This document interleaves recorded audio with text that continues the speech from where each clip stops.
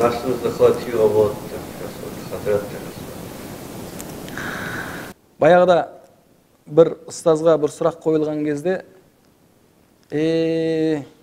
ауру адамнан аурудың емі қандай болады деп сұрап жатырсың ғой деп айтқан екен.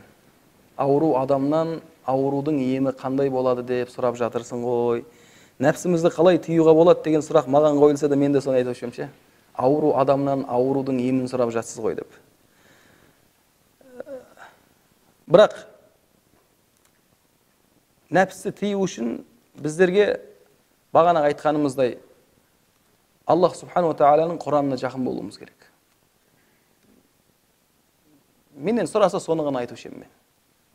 Алланың Құранына, Құранның анау тек қана оқылған аузубиллахи минаш шайтанир ражим бисмиллахир рахманир рахим алхамдулиллахи роббил аламин оқылған оқылуына ғана емес, оның мағынасына жақын болуымыз керек. Қазақша мағынасын өңілуіміз керек. Құранның қазақшасын оқып отыруымыз керек. Және ұмытпаңыз, бір рет оқығанмен бәр нәрсе болып қалмайды. Ол оқылған сайын жүрек оған дайындалады.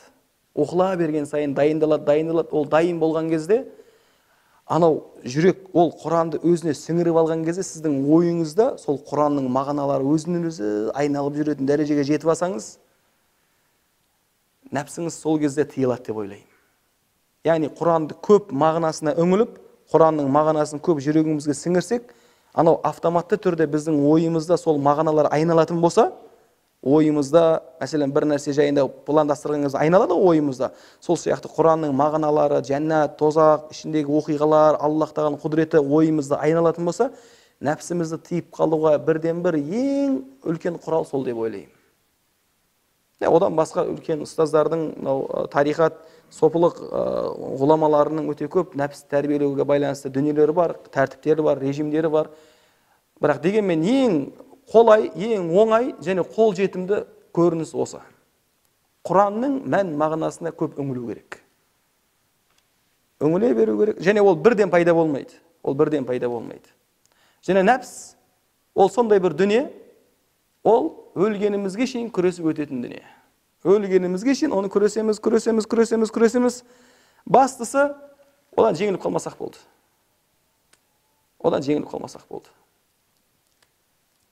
Осы.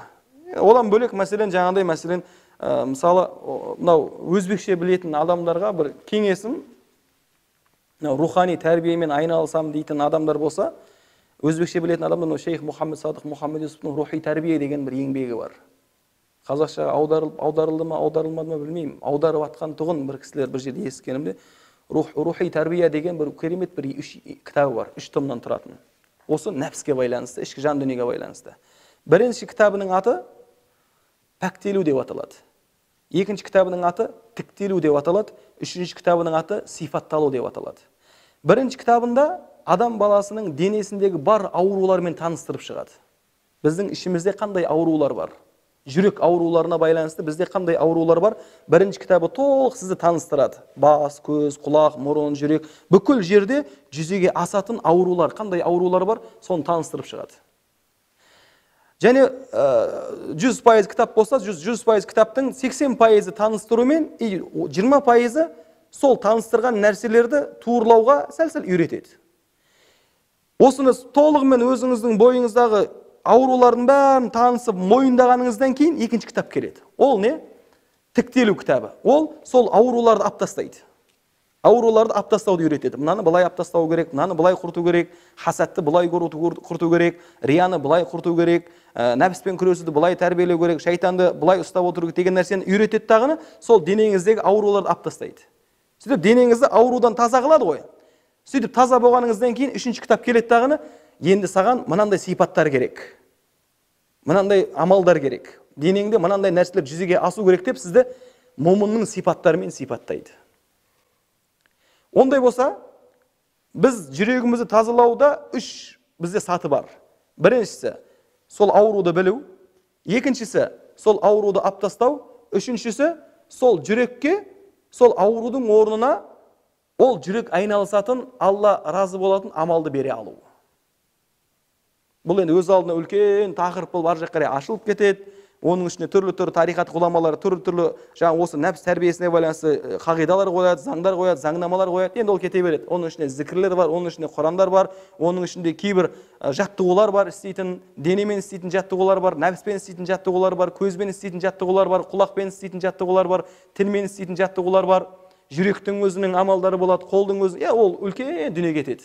Жалпы айтқан кезде пайғамбарымыз саллаллаху алейхи вассалам бізге 23 жыл бойы екі нәрсемен күресуді үйреткен. Біреуі нәпс, біреуі шайтан. Осы екеуін жеңе алсаңыз болды, мәре сіздікі. Бірақ оған пайғамбарымыз саллаллаху алейхи вассалам үйрет болам дегенге шейін қанша жыл кеткен? Ол 23 жыл бойы кеткен. Өзі тәрбиелеген адамдар 23 жылда дайын болған пайғамбардың кетуіне. Пайғамбар кете берсе болады. Енді мына жақтағы қалған қауымдар сол пайғамбардың жолын жалғастыра алады деген кезде Аллах пайғамбарға алып кеткен. Бұл деген сөз, бұл нәпс тәрбиелеу, нәпсті тыю қалай болады деген ол кішкентай ғана бір-екі жауаппен ғана болмайды. Бірақ бәрінің қорытындысы ретінде және ең оңай әдіс ретінде мен бағанағыны білемін. Құран-ы Кәрімнің мағыналарына көп оқуымыз керек. Сондай дәрежеде көп оқуымыз керек. Ол ішімізде қайталанып басымызда соның мағынасын бәрі жүру керек. Сол кезде харам бір жұмыс шығып қалған кезде бағана аят есіңізге түседі. Зына шығып қалған кезде зынаға қатысты аят есіңізге түседі. Арақ шыққан кезде араққа қатысты аят есіңізге түседі. Өсек шыққан кезде өсекке қатысты аят есіңізге түседі. Сол есте болу үшін оны көп оқып ішке сіңіріп тастау керек қой. Ең оңай жолы, әлбетте оңай емес. Ең қолайлы, қол жетімді және арнайы бір адамды талап қылмайтын ең жақсы әдіс осы. Ал енді жаңағыдай мен осы саланы жақсылап білгім келеді, осы саламен қатты меңгергім керек дейтін болса, онда оған арнайы оның сабақтары болады, арнайы оның дәрістері болады, арнайы оның қағидалары болады, арнайы оның жаттығулары болады. Ол азғантай уақытта ғана жететін нәрсе емес. Мына үлкен ұстаздар болды ғой. Үлкен шейхтар, кезіндегі әулие кісілер, үлкен ұстаздар, өздерінің ұстаздарының алдында, ол ұстаздардың ақида, фиққа, тәпсірге, хадиске байланысты білімін, мәселен, бір шәкірт бір ұстаздың алдында 40 жыл өмір сүрген болса, фиқ, ақида, тәпсір, хадиске байланысты білімді, ол 5-6 жылда адағылып тастайды. Ол 5-6 жылда, мысалы, 6 жылда адағылған, бірақ оның алдында 30 жыл бойы жүрген. 6 жыл, 30-дан 6-нан қанша қалады? 24 қалады ғой. 24 жыл бойы одан нені үйренген? 24 жыл бойы одан осы ілімді үйренген. Содан кейін 24 жылдан кейін барып, арадан 30 жыл өткеннен кейін ұстазы отырып оған айтқан: сен дайынсың. Болды, сен менен кейін кетіп, адам тәрбиелеуге кірісе бер. Өйткені бұл нәпс тәрбиесі деген білім, бұл ақидадан да, фиқтан да, хадистен де, тәпсірден де қиын білім. Қиын дегенде бұл қатты қиын емес енді жалпы. Бірақ дегенмен ол ұзақ жылдар бойы жалғасып барып нәтижеге жететін дүниеде болшы. Бірақ Аллахи бұл білімді меңгеріп алған адам дүниеде өте үлкен жетістіктерге жетеді. Ақыретте де өте үлкен жетістіктерге жетеді. Бағанағы нәпсті турлап ұстаудың ең қолайлы және ең қол жетімді көрінісі сол. Құранның мағыналарын көп ішімізге сіңдіруіміз керек.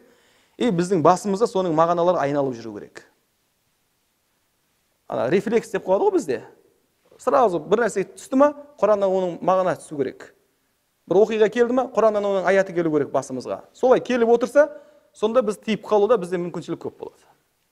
Бірақ бір нәрсені ұмытпаңыздар. Ең үлкен құрал ол түнгі намаз. Бүкіл нәпсті басқаруда, шайтанды жеңудегі ең үлкен құрал ол түнгі намаз.